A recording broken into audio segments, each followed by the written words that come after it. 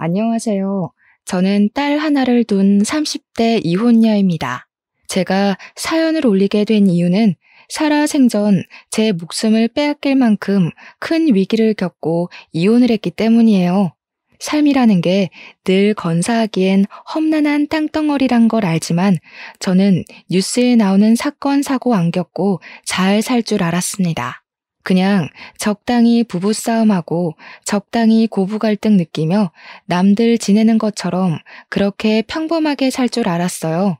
제 결혼 생활에 믿을 수 없는 존재가 나타나 저의 행복한 미래를 순식간에 망가뜨릴 줄은 몰랐단 말입니다. 기적적인 사연들도 덜어 있었으나 주로 사연자분들이 억울하고 슬픈 경험담을 이곳에 많이 올리는 것 같길래 저도 한번 들러보았습니다. 내 이야기 하나쯤 쓰는 거야 누구나 어렵지 않잖아요. 제 사연도 어딘가에 공개되어 많은 분들께 들려드릴 수 있다면 갑갑했던 마음이 편할 것 같더라고요. 그렇다면 제 일이 저만의 기억과 불행으로 남지 않고 누구에게나 일어날 수 있는 사례쯤 되지 않을까 싶었어요. 그래도 자랑거리가 아니라서 큰 용기 내어 글을 써내려가는 것이니 위로 어린 시선으로 봐주셨으면 합니다. 저는 이혼남이랑 결혼을 했습니다. 초혼에 이혼남이랑 결혼한다고 하면 다들 말리세요. 저도 당연히 집안의 반대가 심했고 주위 사람들도 친구, 동료 할 것 없이 저의 결혼을 부정적인 시선으로 바라봤죠. 저랑 남편은 직장에서 만나 자연스럽게 이어진 관계거든요. 제가 남편에게 빠진 이유는 솔직히 될 수 없습니다. 그 사람의 배려가 좋았고 다정하게 저를 봐주는 눈빛이 좋았고 저보다 저를 더 신경 쓰고 챙겨주는 손길이 좋았는데 그런 호의적인 태도가 제 마음속에 쌓이고 쌓이다 보니 저도 모르는 사이에 어느새 그 사람을 좋아하고 있더라고요. 제 마음을 정확하게 깨달은 순간은 잘 알고 있는데 그건 바로 남편이 전처 얘기를 할 때였습니다. 희한하게 남편과 살갑게 대화를 하다가도 남편 입에서 전처 얘기만 나오면 기분이 확 죽어버렸어요. 그때 제가 그 전처한테 질투를 느끼고 있다는 사실을 눈치챘고 남편을 좋아하고 있구나라는 걸 똑똑히 알 수 있는 부분이었습니다. 남편도 분명 저에게 호감이 있는 것 같은데 저한테 확실한 의사 표현은 하지 않더라고요. 아마 제가 초혼이기 때문에 자신의 존재가 괜히 제 앞길을 막는다고 생각했던 것 같아요. 남편이 그만큼 저를 신경 써주는 게 너무 제 눈에 보였고 저도 어느 순간부터 남편의 그런 태도를 신경 쓰다 보니까 어느새 깊어진 마음 때문에 제가 먼저 고백을 했습니다. 남편은 저를 감히 거절할 생각을 못하면서도 미안해했어요. 자기가 이혼남이라서 사과를 했고 제 연애사에 먹칠을 하는 것 같다며 사과를 했죠. 하지만 남편은 제게 오점이 되는 존재가 아니었습니다. 이혼한 게 어때서요? 제가 초혼 입장이면 이혼남이랑 연애하면 안 됩니까? 법에 어긋난 짓을 하는 것도 아닌걸요. 남편은 연애하면서 제게 평생 겪어보지 못할 만큼의 마음을 주었습니다. 이런 건 이혼남이 아닌 미혼 남자친구한테서도 느껴보지 못했던 사랑이었어요. 그때만 해도 마음의 크기와 태도는 이혼을 했고 안 했고로 나눠지는 것이 아니라 그 사람의 됨됨이와 진실한 감정으로 만들어지는 거라고 생각했습니다. 저는 남편과 혼전 임신을 하게 되었어요. 어차피 저희가 결혼 전제를 생각하고 있던 터라 임신을 축복으로 생각했고 망설임 없이 바로 결혼식 날짜를 잡았죠. 남편이 다정했던 것만큼 시부모도 정말 자상하고 좋은 분들이었습니다. 저는 시집 잘 갔다는 생각을 했을 정도로 고생 없이 지냈어요. 시부모가 먼저 배려를 해줘서 저희는 갈등 없이 분가를 진행하기도 했었어요. 그리고 제가 출산을 할 때까지는 시댁과 남편에게 최고의 대우를 받았습니다. 시모가 굳이 저희 집을 찾아와 임신에 좋다는 몸보신 음식을 많이 만들어 주었고 남편도 제가 뭐 입만 다시면 이것저것 챙겨주면서 늦은 새벽까지도 편의점을 뱅뱅 돌았어요. 이런 집안을, 이런 남편을 누가 이혼 집안이라 욕을 하겠습니까? 초혼끼리 결혼을 한 제 친구들도 시댁이랑 남편한테 이런 대접은 못 받았답니다. 제가 아기용품 돈 들인 거 없이 시부모가 잔뜩 해주고 남편이 산책할 겸 친구들 만나서 놀다 오라고 용돈까지 준다고 하면 제 친구들이 더 자지러져요. 저 때문에 제 주변 사람들은 이혼한 사람들에 대한 편견이 조금 줄었었죠. 그야말로 저는 출산을 하기 전까지 최고로 행복한 며느리였고 최고로 사랑받는 아내였습니다. 하지만 역시 결혼이랑 풍습은 사람의 인간성을 제대로 밝혀주는 도구인 게 아닌가 싶어요. 다들 이혼을 하는 데는 그만한 이유가 있는 거라고 하잖아요. 물론 억울하게 이혼당한 멀쩡한 사람들이야 널려 있겠죠. 제가 말씀드리고 싶은 건 이혼 사유를 이유를 제 눈으로 직접 보고 제 귀로 직접 듣기까진 배우자의 말만으로는 신뢰해선 안 된다는 걸 이번 기회에 알게 되었다는 거예요.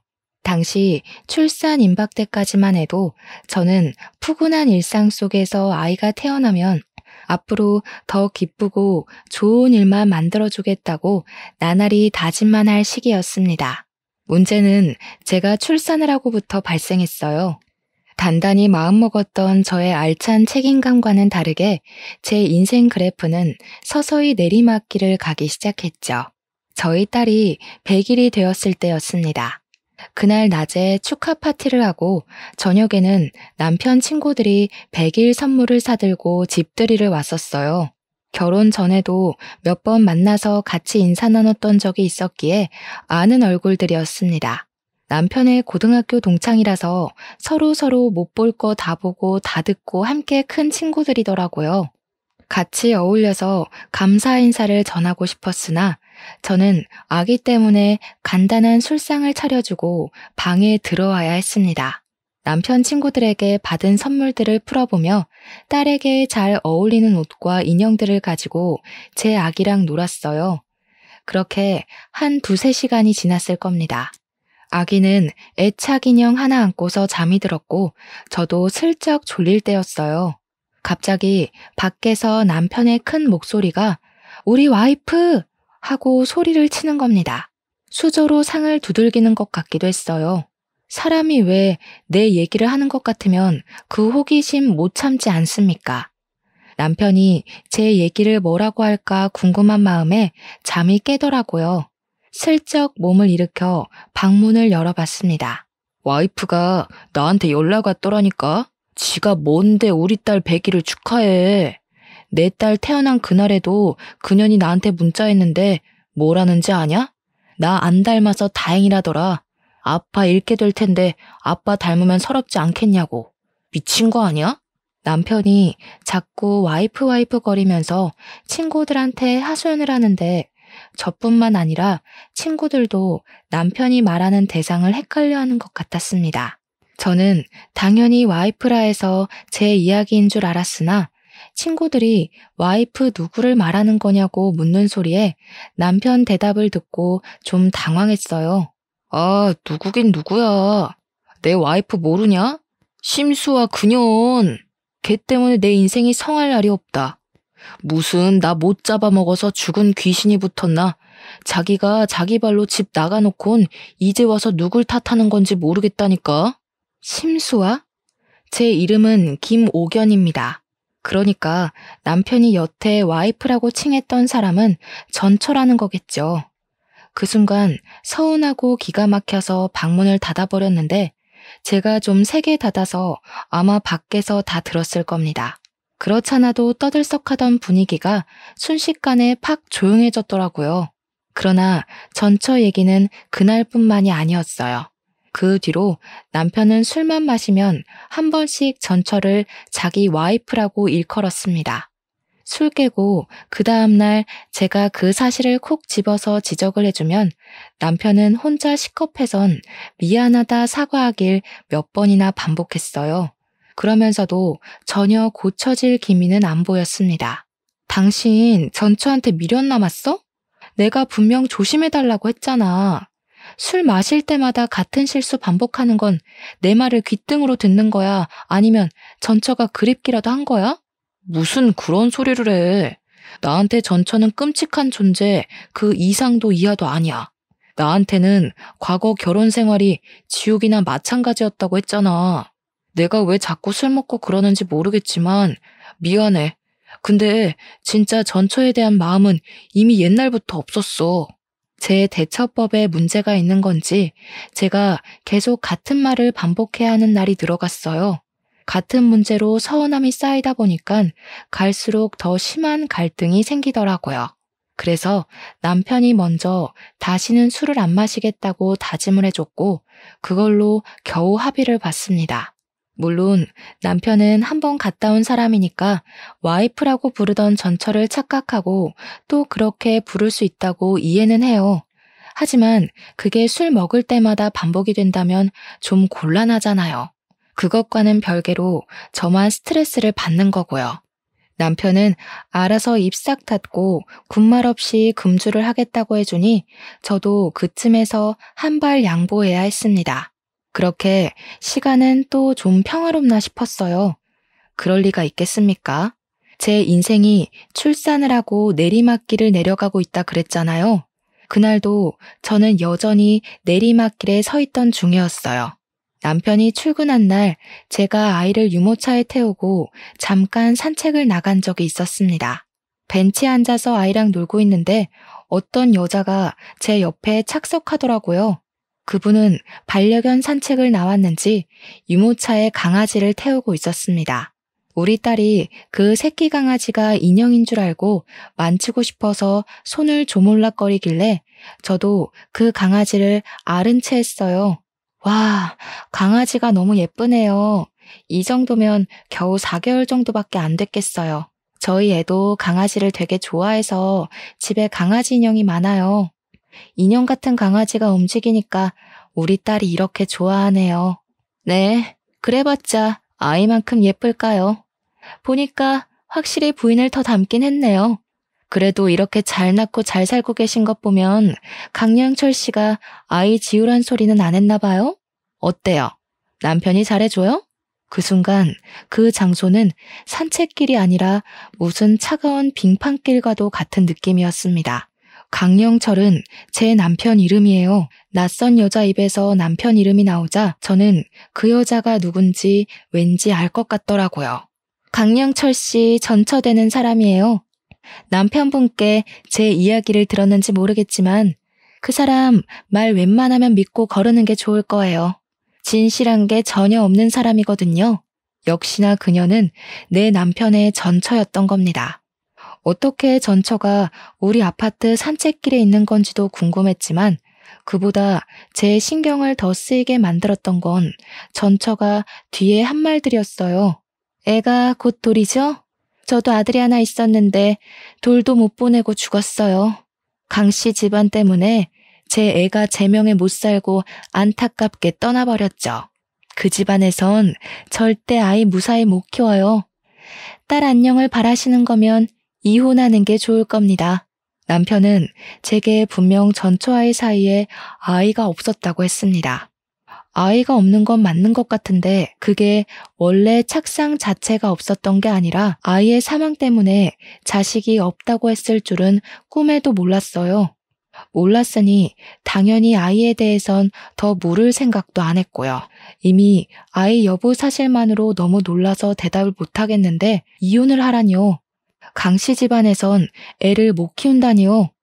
전혀 이해할 수 없는 말을 하는 전처의 발언에 저는 기분 나쁜 표를 내고 말았어요. 지금 무슨 말을 하고 싶은 거예요? 제 남편의 전부인 된다는 건 잘 알겠는데요. 아이를 잃은 건 정말 유감이지만 저한테 이런 말을 할 이유는 없다고 보는데요. 혹시 저희 집 뒷조사라도 했나요? 어떻게 찾아와서는 저한테 이런 말을 하는지 모르겠네요. 기분이 좀 나빠서요. 그만 가볼게요. 돌 때까지 애 간수 잘하세요. 시부모한테 맡기지 마시고요. 자식 조종하는 부모나 부모한테 조종당하는 자식이나 쓰레기인 건 매한가지예요. 그런 쓰레기들 때문에 자식 잃어보지 않아서 모르시겠죠. 그래서 미리 경고하는 거니까 딸 지키고 싶으면 정신 똑바로 차리세요. 자꾸 찝찝한 소리를 해대는 전처에게 화가 나서 내가 그만하라고 소리를 질렀더니 거기에 우리 딸이 놀라서 울고 전처는 제게 고개만 까딱 인사하고 사라져버렸습니다. 정말 어딘가 모르게 섬뜩하고 기분이 나쁜 여자였어요. 그 이후 저는 산책도 더 못하고 집에 돌아와 버렸고 그날 남편 퇴근하기만을 기다렸다가 전처에 대해 물어봤습니다. 도대체 그 사람 뭐야? 왜 당신 전처가 왜 우리 아파트 마당에서 보이는 건데 왜 나한테 그런 이상한 소리를 하고 우리 애를 갖고 협박을 하냐고. 근데 당신 애가 있었어? 그 여자 말론 아들 있었는데 죽었다고 했어. 대체 내가 들은 게 다 뭐야? 저도 남편을 기다리는 시간 동안 너무 답답하고 무서워서 이것저것 질문을 던졌더니 남편이 급하게 사색이 되면서 전처에 대한 행방만 묻더라고요. 행방은 저도 모르죠. 몰라서 이렇게 당신한테 묻는 거 아니냐고 하니까 남편은 별다른 변명 없이 앞으로 산책 나가지 말라는 말만 하고 제 의문을 풀어주진 않았습니다. 제가 집요하게 물어도 평소와 다른 모습으로 버럭 성질만 부릴 뿐 그 전처를 이상한 사람 취급만 했어요. 정신병자 수준으로 이상한 여자니까 앞으로는 우연히 마주치더라도 그 어떤 얘기도 듣지 말고 자리를 뜨라는 것만 지시했습니다. 제가 보기엔 아무래도 남편이 전처 일에 대해서 뭔가 숨기는 게 역력한 눈치였어요. 남편의 저런 초조한 모습은 결혼하고 처음 보는 모습이었습니다. 그래서 저는 며칠 뒤 애를 데리고 시댁을 찾아갔어요. 돌잔치 얘기를 의논하러 갈 겸 남편이 풀어주지 않은 제 궁금증을 해결하기 위해서요. 그런데 어머님, 남편 전처 말인데요. 아이가 있었다고 들었는데 혹시 무슨 사고가 있었나요? 다른 건 아니고 얼마 전에 저희 아파트 앞에서 전처되는 분을 만났거든요. 어딘가 모르게 남편한테 앙금이 있는 것 같아 보여서요. 제 말을 듣고 놀란 시모는 들고 있던 찻잔을 놓치며 발에다 뜨거운 차를 쏟았습니다. 제가 더 놀라서 허겁지겁 휴지를 뽑아 시모를 챙겨드렸는데 그 와중에도 시모는 제게 전처에 대한 질문만 물을 뿐이었어요. 그러면서 옆에 앉은 시부는 전처 욕을 하기 시작했는데요. 그년이 기어코 나타나지 말라니까 어른 말을 귓등으로 쳐듣네. 그래서 새아가는 그년을 산책 갔다가 마주쳤다고? 그년은 그런 부자 동네에 기웃거릴 사람이 못 돼. 이거 분명 일부러 찾아온 거다. 내 인연을 확 그냥. 대체 그 여자가 무슨 생각으로 거길 왔다니? 기가 막히고 코가 막혀서 말도 안 나오네. 또 그런 일이 있거든 절대 상종하고 있지 마라. 경찰에 확 신고를 해버리던지. 그 악랄한 것이 어쩌자고 우리 애들 앞에 나타났대? 제게 시가 사람들은 그저 좋은 분들이었는데 전처 얘기만 나오면 남편도 그렇고 시부모도 그렇고 다른 얼굴빛을 드러냈어요. 도대체 뭘까? 이러니까 전처의 존재가 더 궁금했습니다. 남편 말대로 전처가 정말 정신나간 사람이라서 이혼을 하고도 그렇게 앙금이 남아 복수심을 갖고 있는 건지 이 좋은 사람들의 속을 뒤집어 놓을 정도로 정신에 문제가 있는 건지 뭐든 알고 싶었어요. 그런데 다들 제게 수상쩍은 태도만 보여줄 뿐 제대로 알려주는 사람은 아무도 없었습니다. 그럴수록 제 마음속 불안은 커져갈 수밖에 없었어요. 시댁이랑 남편이 초조해할 정도로 전처가 정신나간 여자라면 전처가 제게 했던 말이 단순한 시기는 아닐 거잖아요. 그렇다고 다시 전처를 만날 수도 없는 격이 아닙니까? 시부모 말 들어보면 전처 형편이 안 좋은 것 같은데 그런 사람이 단가 40억대 아파트에 살고 있지도 않을 거고요. 그날 전처가 정말 저를 일부러 찾아온 거라면 당연히 저 또한 이 숨겨진 실상을 알아야 될 의무가 있다고 생각했습니다. 하지만 그 사이 저는 아무것도 알아내지 못했어요. 제가 무슨 탐정도 아니고 탐정을 쉽게 고용할 용기도 없었고 남편한테 한 번씩 물어본 것 말고는 노력해서 은밀하게 정보를 캐낼 만큼 여유가 있는 것도 아니었습니다. 딸한테 신경 쓰느라 시간만 보냈죠. 그러다 보니 돌잔치가 코앞으로 다가와 있더라고요. 그때쯤엔 전처의 일을 어느새 잊고 있는 때였습니다. 어쩌면 전처가 불안감에 무뎌지길 바래서 그만큼이나 시간을 두고 기다렸는지도 모르겠네요. 시부모가 돌잔치 전날 우리 집에 와서 저녁 식사를 같이 한 적이 있었어요.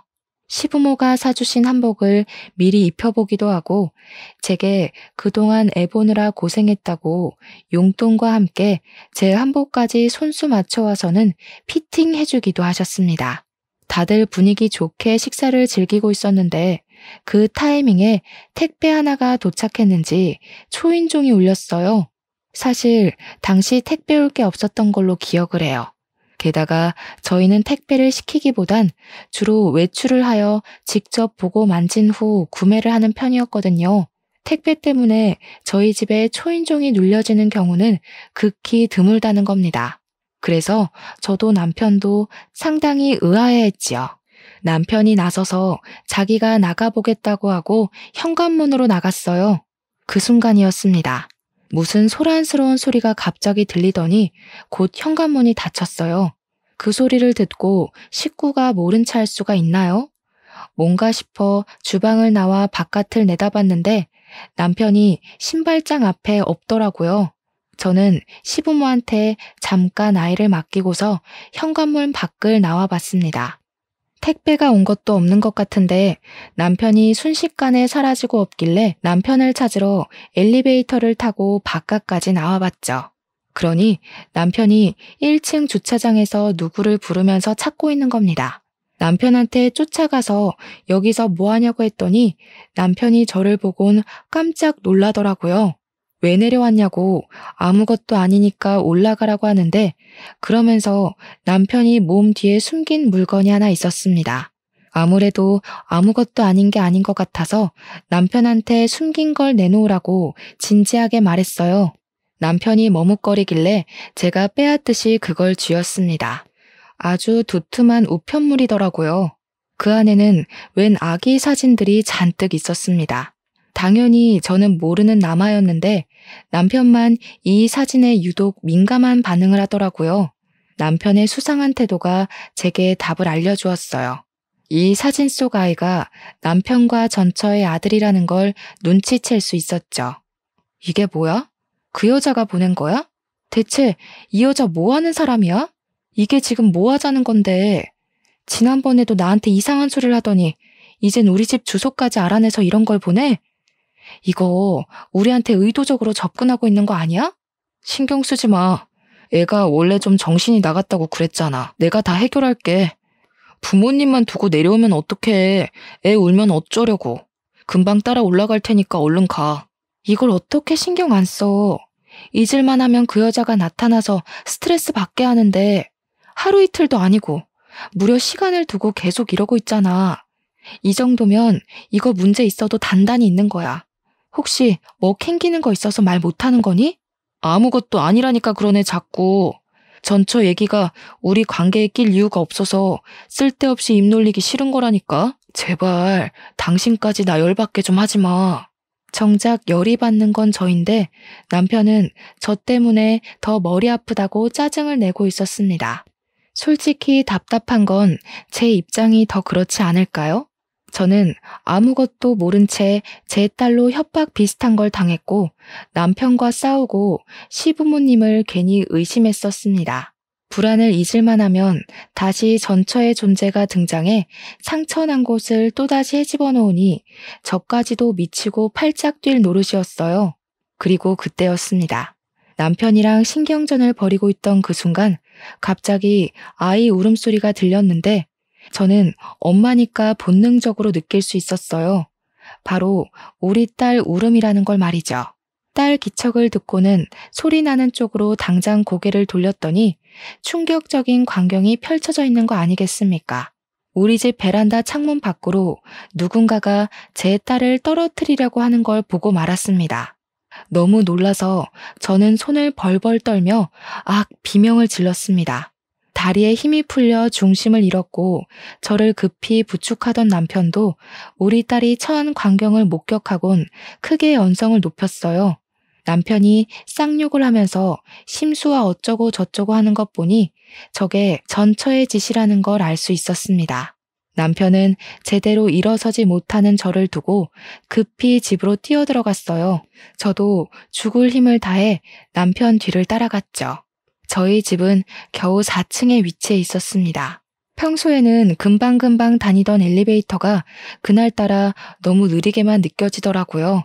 1초가 지날 때마다 심장 박동이 미친 듯이 빨라지는데 딱 숨이 막히기 직전 엘리베이터 문이 열렸어요. 저는 내내 눈물로 범벅된 얼굴로 떨리는 가슴을 부여잡고서 발만 동동 구르다 내렸습니다. 집에 다급하게 도착했을 때는 이미 전처가 도망가고 난 후였고 딸은 시모 품에 안겨 있었어요. 저는 그 순간 시부모에게 애 맡기지 말라는 전처의 말이 떠올랐습니다. 어머님, 우리의 이리 주세요. 앞으로 우리 애한테 되도록 손대는 일 없도록 해주셨으면 해요. 오늘 배웅은 못 해드리겠네요. 안녕히 가세요. 저는 당장 시모 품에 있는 우리 딸을 빼앗았고 울고 있는 애를 꼭 안으면서 좀 전까지 놀랐던 마음을 진정시켰습니다. 시부모가 제 돌발 행동에 많이 충격받은 듯 했어요. 그러거나 말거나 저는 우리 딸 잃은 줄 알았던 마음 때문에 모든 게 너무 무서워서 방으로 들어가 버렸습니다. 그 이후는 남편이 대충 시부모 달래서 집에 보내는 것 같았어요. 당장 다음 날이 돌잔치였는데 이게 무슨 재앙인지 모르겠더라고요. 저는 그날 밤 남편을 원망하면서 내내 두려웠던 마음을 토로하며 목소리를 높였는데요. 나 더는 못 참아. 우리 애가 사고 날 뻔했어. 그런데도 당신이 나더러 상관없으니까 빠지라고 한다면 나 당신이랑 이혼할 거야. 그러니까 대체 뭐 때문에 전처가 아직도 이 난리인지 말해. 그 여자가 뭔데? 왜 우리 애한테 그런 짓을 하는 건데?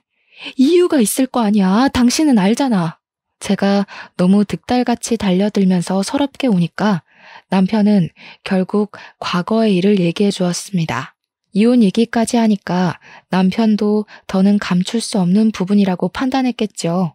남편이 해주는 말들은 일반 상식선에서 이해하기 벅찰 만큼 충격적인 내용들이었습니다. 남편은 전처랑도 혼전 임신을 했다고 했어요. 그러나 전처가 유흥에서 일하던 여자였던지라 시부모의 결혼 반대가 심했고 남편도 전처랑 결혼까지는 원하지 않았다고 했습니다. 그래서 남편이랑 시부모가 전처한테 애를 지우라고 권유도 했었대요. 전처는 절대 애를 지우지 않았고 결혼을 하지 않는다면 남편 직장에 소문을 내서 남편 앞길을 막을 거라 협박을 했었다고 합니다. 결국 시부모는 둘의 결혼을 허락했다는데요. 전처의 형편이 안 좋으니까 시가의 합가로 시작을 했는데 시부모가 그 기회를 틈타 전처에게 그렇게 심한 시집살이를 일삼았다네요. 전처가 출산을 하고 난 후에도 시부모는 전처를 일관되게 하대했고 오히려 전처가 이 생활을 못 견디고 집을 나갈 수 있도록 남편한테 일부러 다른 여자까지 서슴없이 소개해주며 전처 마음에 불을 지폈다고 했습니다. 또 시부모가 남편과 전처 사이를 이간질도 해 남편이 전처를 안 좋게 보도록 만들었다는데 남편이 그걸 곧이곧대로 믿고는 전처에게 손찌검도 했다는 거 아니겠습니까? 그리고 애가 죽음까지 이르게 된 것도 애가 돌이 되기 전에 시부모가 전처를 강제로 떼어놓고 접종 마치러 가다가 사고가 난 거였고 웃기게도 시부모는 괜찮았는데 아기만 세상을 떠나게 된 경우였다고 합니다. 남편 말로는 아마 아이가 죽고부터 전처가 미쳐서 지금까지 이러는 것 같다고 했습니다. 그 소리를 죄인이 된 것처럼 얘기를 하는 남편을 보면서 저는 처음으로 남편이 인간 아니라는 생각을 했어요. 제가 알고 있는 다정한 남편이 가면이란 걸 알았고 인심 좋은 시부모의 존재가 거짓이라는 걸 알았습니다. 이들은 언제든지 괴물이 될 수 있는 호르몬을 감추고 있을 뿐 언젠가 제가 마음에 들지 않는다면 변할 겁니다. 저희 친정 형편도 마찬가지로 어려워지게 된다면 전처에게 했던 것처럼 제게도 괴물 같은 모습을 보여줄 수 있는 사람들이었어요. 결국 저는 남편의 되바라진 인격을 참지 못하고 뺨을 날렸습니다. 설마 우리 집이 넉넉하게 살아서 나한테 일부러 접근한 거였니? 네 전처가 가난한 술집 여자라서 어머님 아버님이 쫓아낸 거라면 나는 어머님 아버님이 좋아할 것 같은 집안이라서 계산적으로 접근했단 말밖에 더 돼? 아니야. 내가 그런 수고스러운 짓을 뭐하러 하겠어. 내가 이럴 줄 알고 전처 얘기 안 하려고 했던 거라고. 너한테는 진짜 진심인데 네가 이렇게 오해할 게 뻔하니까. 나는 이제 당신을 모르겠다. 근데 웃긴 게 더는 당신 사정 알고 싶지도 않아. 이제 와서 결혼을 물을 수도 없으니까. 저 여자 더는 못 날뛰게 당신이 제대로 해결해. 한 번만 더 내 딸 위험하게 만들면 나 더 이상 당신 진심 같은 거 안 믿어. 그러곤 저는 그날 각방을 썼습니다. 제가 알던 남편이 아니란 사실을 자각하고 나니까 차마 남이랑 한 입을 덮는 것 같은 기분이 들어서 합방을 못 하겠더라고요. 그렇게 냉전인 상태로 다음 날이 왔고 저는 어쩔 수 없는 돌잔치를 위해 힘내서 움직여야 했습니다. 예약해놓은 식장으로 갈 때도 남편 차에 동승하면서 한마디도 안 하고 창밖만 보았어요. 잔치 장소는 산 배경이 예쁘게 보이는 야외였습니다. 시부모가 강아지 좋아하는 우리 딸을 위해서 강아지 인형 잔뜩 깔아주고 올라탈 수 있는 모형까지 만들어 잡아준 곳이었어요.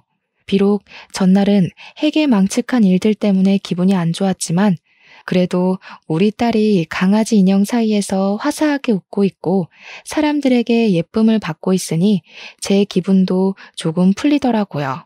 하지만 문제는 어딘가 모르게 계속 불안했던 제 감정이 결코 기분 탓이 아니었다는 것입니다.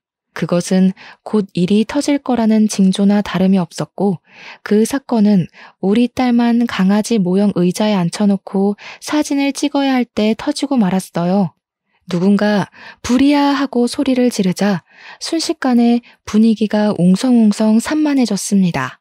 그리곤 사람들이 가리키고 있는 방향을 보니까 정말로 불이 번지고 있더라고요. 그것도 우리 딸 쪽으로 길게 뻗어오는 불줄기였고 그걸 미리 확인한 남편이 잽싸게 우리 딸을 챙겼습니다. 그리곤 다들 서둘러 사람들을 대피시켰죠. 잔디 위라서 불길이 번지는 건 한순간이었어요. 모두가 잽싸게 그 장소를 피해서 도망을 갔고 시부모랑 친정에서 119에 급하게 신고를 했습니다. 다행히 모든 게 빨리 발견되는 덕에 인명피해는 없었어요. 그런데 딸이 가장 아끼는 인형이 불길 속에 떨어져 있었습니다. 딸이 용케도 자기 물건을 알아보고 막 울기 시작했는데 감히 그걸 도로 가져올 수 없을 만큼 순식간에 불길이 휩싸였어요. 대체 이게 어떻게 된 일인가 했더니 나중에 경찰이 우리 앞에 잡아온 전처를 보여주면서 모든 것이 상황 파악되었습니다. 저는 또 한 번 내 딸에게 위험이 닥쳤다는 생각에 눈에 뵈는 게 없는 상태였어요. 전처의 존재를 보자마자 물불 가리지 않고 다가갔고 전처의 귀싸대기를 강하게 때렸습니다. 대체 우리한테 왜 이래? 당신 개인적인 복수심을 왜 내 딸로 장난질하는 거냐고. 당신이 억울하고 분하면 내가 내 자식까지 바쳐야 돼? 나한테 이럴 게 아니라 그쪽이 남자 잘못 만난 탓을 해야죠. 나는 저 사람들이 잘 먹고 잘 살도록 못 내버려도 내 아들이 왜 죽었는데 네 애가 어떻게 죽었는지 알면 남의 자식한테 이러면 안 되지. 어떻게 아이 잃었다는 엄마가 똑같이 끔찍한 짓을 저지를 수가 있어. 당신은 당신 아들을 2번 죽이는 거나 다름없다고. 그쪽이 그렇게 원망하는 사람들이랑 다를 게 뭐야. 제가 울분을 토하며 고함을 지르자 전처는 자신의 잘못을 알고 눈물을 흘리면서도 시부모와 남편을 노려봤습니다. 그러면서 저들이 자신의 아이를 죽이고도 아무 일 없었던 척 행복한 게 너무 싫었고 목숨 걸고 복수를 하고 싶었다고 했어요. 그것에만 미쳐있다 보니 죄 없는 내 생각까진 미처하지 못했다며 결국 미안하게 되었다고 사과를 했습니다. 전처의 마음을 아예 이해 못하는 게 아니라서 저도 속이 미어 터질 것 같았어요. 진짜 괴물은 전처가 아니라 시댁과 남편인데 이 사람들 때문에 전처도 괴물이 될 수밖에 없었다는 걸 알아서 이해해주고 싶었어요. 하지만 내 딸 생각하면 결코 용납할 수는 없는 짓이었죠. 그 사이에서 저는 그 누구에게도 원망하지 못해 감정조차 제대로 표출할 수가 없었습니다. 그러자 그때 시부모랑 남편이 뒤늦게 전처 앞에 와서 사죄를 하더라고요. 민재 어미야, 우리가 잘못했다. 그날 그건 정말 사고였어. 물론 우리가 민재를 억지로 떼놓은 건 용서받지 못할 실수였다는 거, 그거 인정해. 그렇다고 죄 없는 내 손녀가 어른들 복수 때문에 피해보는 건 아니지 않니? 제발 그만해라.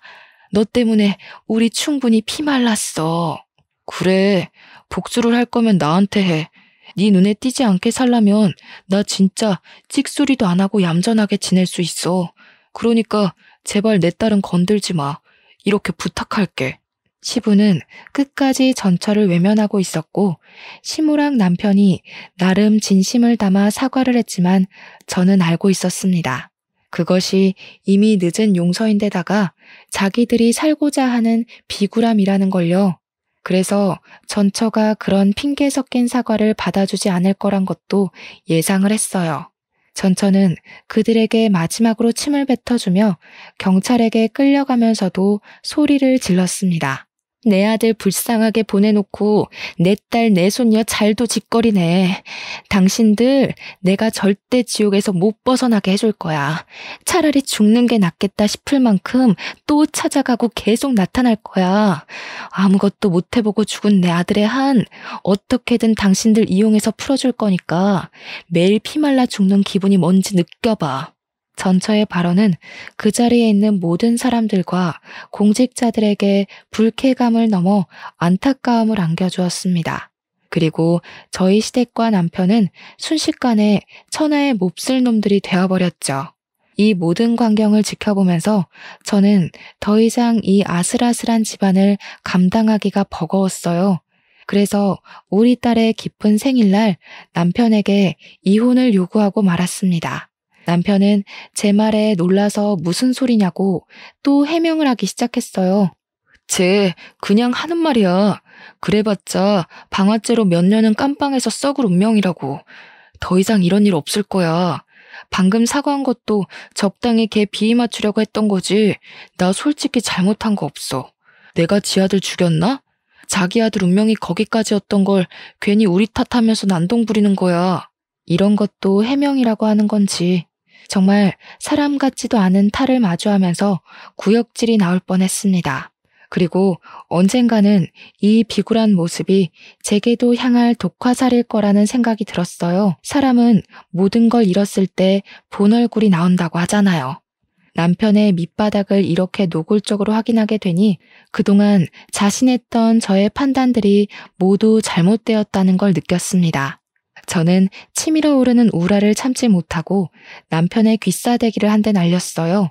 딸을 위해서 과감히 남편을 버리기로 마음먹었죠. 당신은 그 여자한테 진심으로 사과를 했어야 했어. 다리가 절단나도록 무릎을 꿇었어야 했고 머리에 피가 나도록 쳐받고 잘못을 빌었어야 했다고. 잘못한 게 없다고? 당신이 저 여자를 만났던 거, 지우라고 협박했던 거, 시부모한테서 지켜주진 못할 망정 똑같이 괴롭힌 거, 이건 다 잘한 짓이니? 그냥 당신은 당신 자체가 잘못인 거라고. 알았어. 다 알았으니까 여보 제발 이러지 마. 왜 저 여자 일에 휘말려서 우리가 헤어져야 돼? 저 여자 말 다 진짜는 아니야. 우리가 이혼하면 저 여자 좋은 일만 시켜주는 꼴 된다니까?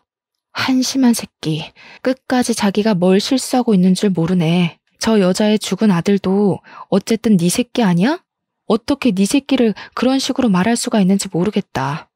이제 보니까 정신 나간 건 저 여자가 아니라 너네 집안이었네. 아무래도 너네 집안은 평생 자식 팔자 손주 팔자 없을 사주인가 보다. 그만 이혼하자. 모두가 제 결혼을 부러워했고 제가 대접받고 산다고 생각을 했는데 그런 분위기 속에서 이런 결과를 보여주고 말았으니 정말 수치스러웠습니다.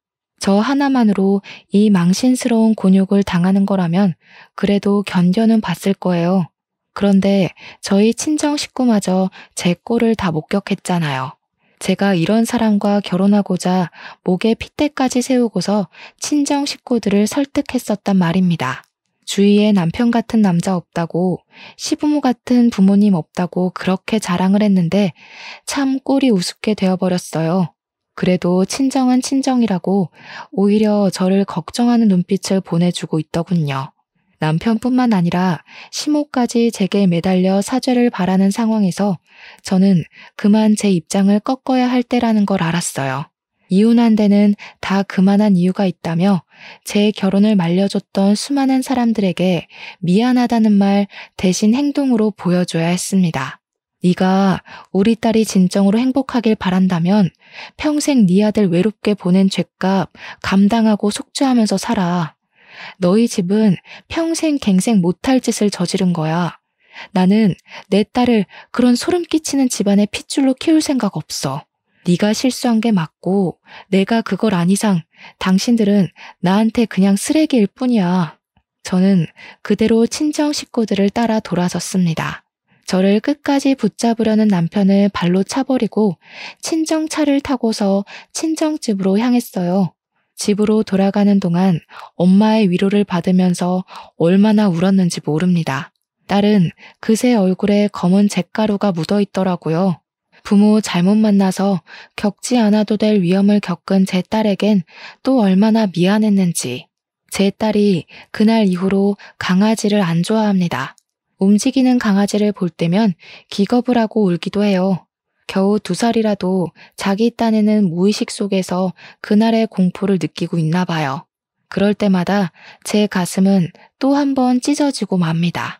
결국 그동안 저의 푸릇푸릇했던 마음과 기분들은 전부 당시에 뭣도 모르고 자만했던 저만의 허상들이었어요.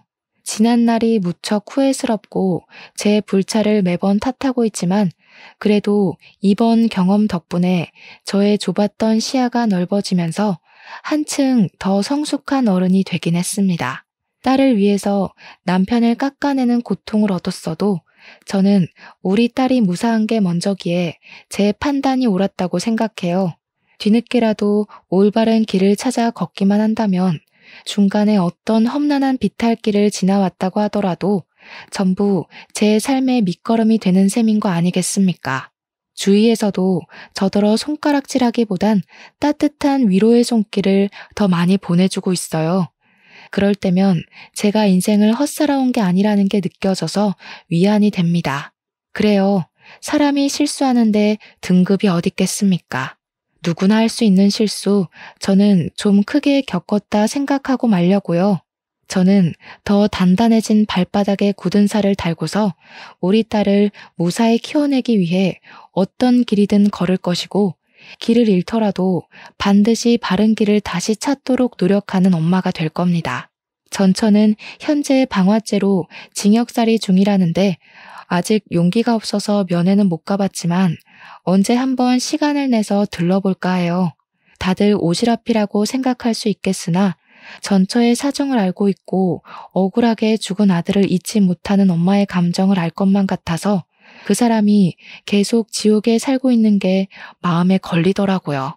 제가 뭘 어떻게 하겠다는 건 아니고 그냥 엄마 대 엄마로 한번 만나보고 싶을 뿐이네요. 물론 이마저도 언제 용기를 내서 다녀올진 잘 모르겠습니다. 아마 제가 마음의 정리를 끝내고 여유가 생긴다면 가능하지 않을까 싶어요.